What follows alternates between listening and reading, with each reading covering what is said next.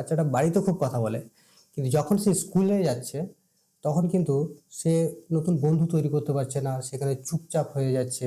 হুম। তারপরে ক্লাসে সেরকম ইন্টারাক্ট করছে না। এই ধরনের সমস্যাগুলি কেন হয়? এটার পেছনে কিছু সরল এবং কিছু জটিল দু রকমেরই কারণ থাকতে পারে। জটিল কারণ, জটিল বলা ভুল হবে, মানে কিছু নিউরোলজিক্যাল কারণ যদি আমি দেখি, যেমন ধরো বর্তমান দিনে এডিএইচডি এবং এএসডি এই দুটো সমস্যা কিন্তু বাড়ছে। বাড়ার অনেক কারণ আছে, পরে আলোচনা করব। তো এডিএইচডি মানে হচ্ছে অ্যাটেনশন ডিফিসিয়েট হাইপার অ্যাক্টিভিটি ডিসঅর্ডার, এবং এএসডি হচ্ছে অটিস্টিক স্পেকট্রাম ডিসঅর্ডার।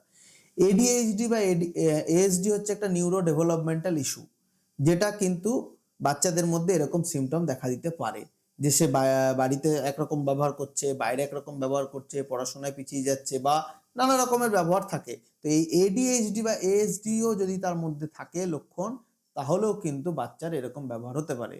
তাহলে সমাধান কি? যদি বাচ্চার মধ্যে এরকম দেখা যাচ্ছে সিচুয়েশন চেঞ্জ হওয়ার পাশাপাশি তার ব্যবহার পরিবর্তন হয়ে যাচ্ছে, তাহলে অবশ্যই অতি সত্বর একজন সাইকোলজিস্ট বা কাউন্সিলরের শরণাপন্ন হওয়া, বা প্রাথমিক অবস্থাতে কোনো পেডিয়াট্রিকের কাছে গিয়েও সমস্যাটা বলা, তাহলে তারা গাইড করতে পারবে।